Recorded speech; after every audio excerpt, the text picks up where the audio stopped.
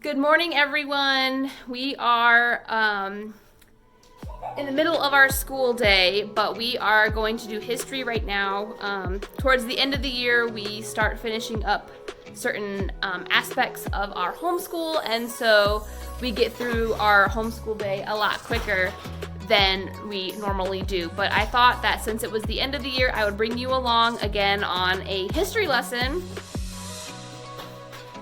That we are going to do today, and it's again going to be as unedited as possible.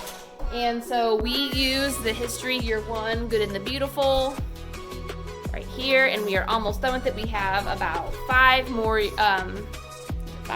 see, maybe it's 6, let's see. You think it's 6? Well, let's find out. We are on lesson 56 out of 60, so we have 5, including this one. Okay, so we are going to do lesson 56 in our The Good and the Beautiful History Year 1. So we're going to get started, and they have a audio dramatization to listen to. They also have, I believe, a workbook page to do as well in their student explorers, and of course our little messmaker will be running around, and so we'll see how this goes. So come along with us and do a lesson of. And she's always busy. She's always busy. Yes, she is. So we will go ahead and start doing our history lesson with The Good and the Beautiful.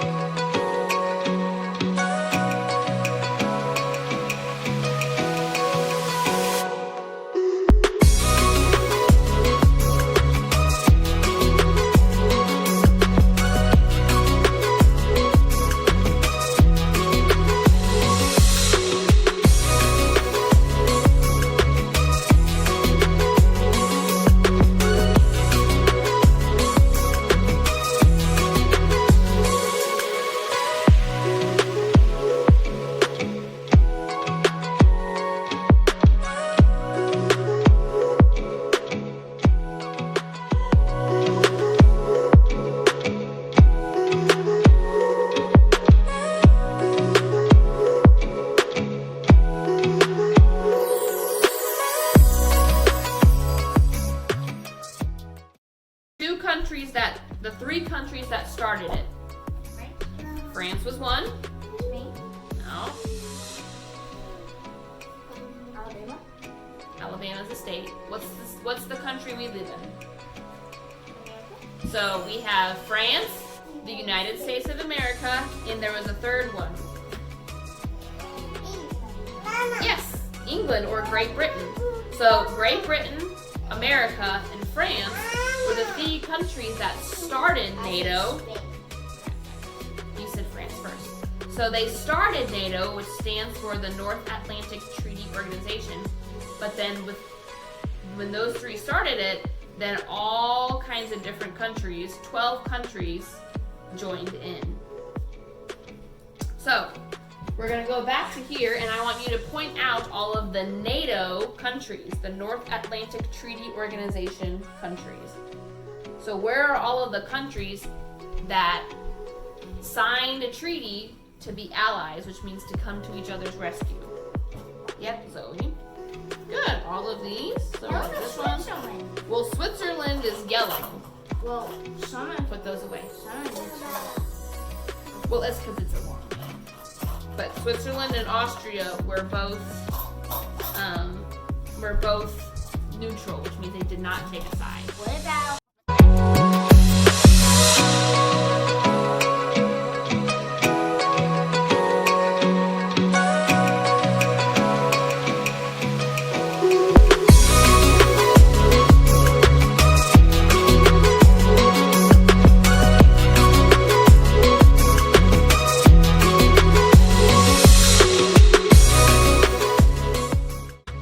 So next it says to play the audio recording, which is online, and then ask the review questions.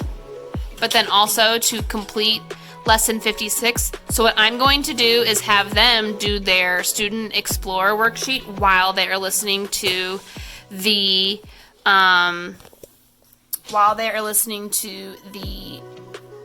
audio, which they absolutely love. So we are on 56. And then we will pause this till everyone is ready. Charged as if he were plugged into an electrical socket, thinking about the Allies in World War II fighting their way across Europe to liberate so many people from Nazi rule. How wonderful it must have felt to have crowds cheering for them as they came through town. Kate also had trouble sleeping, but for a different reason. She had a friend in school whose grandparents had been in a work camp in Germany. Her grandparents had come to school and talked about their experiences. They had a terrible time, but there were so many that had it even worse. It was a tragic time for many people in Europe, and many millions on both sides of the conflict had been killed.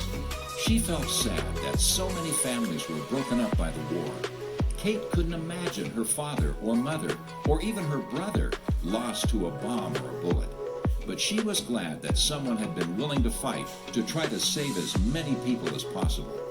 In the morning, they climbed out of their bed, still quite tired from a night spent tossing.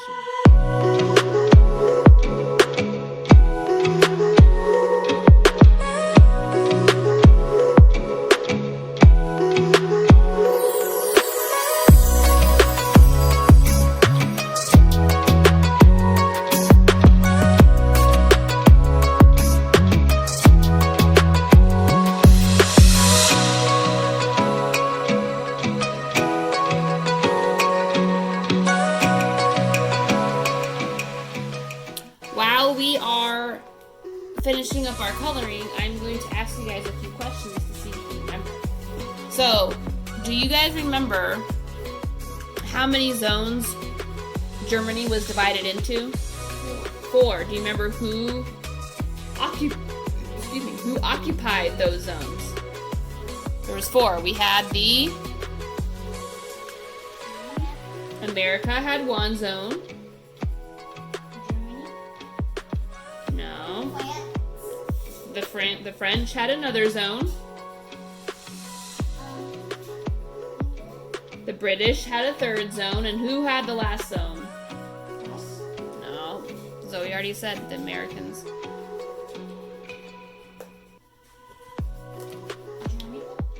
No. The Russians. They had a zone. So there was the American, the French, the British, and the Russian zones. Good. So, the Soviets. What happened when the Soviets cut off all of the shipments of food into Berlin? What happened when they started to take all of the food? What did the rest of the world do? You remember what he said?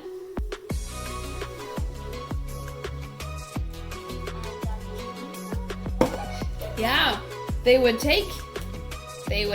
asked people for help. So all over the world, people were sending them food, and it was called the Berlin Era.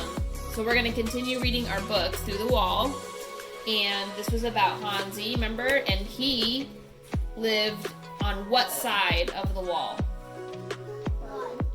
Which side of the Berlin Wall? He lived in East Berlin, which was the part of the city that was controlled by the Russians. Good, the Soviets. And because of that, they didn't have any stuff. They didn't have any food, they didn't have any money. All of their resources were taken. And so he was trying to get over to where? West Berlin. He was trying to get to West Berlin because that's where freedom was.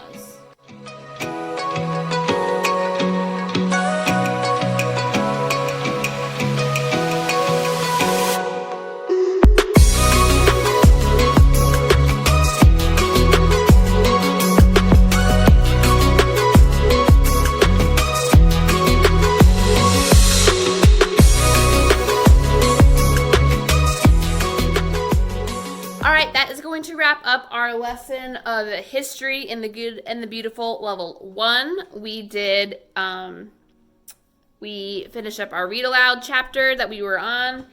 And unfortunately, we had to put our messmaker away in her crib because she was making too much of a mess and a distraction. But she did get to stay out here for a little bit. So thank you guys for coming along with us, and I will see you in my next video. And thank you for watching. Bye, guys.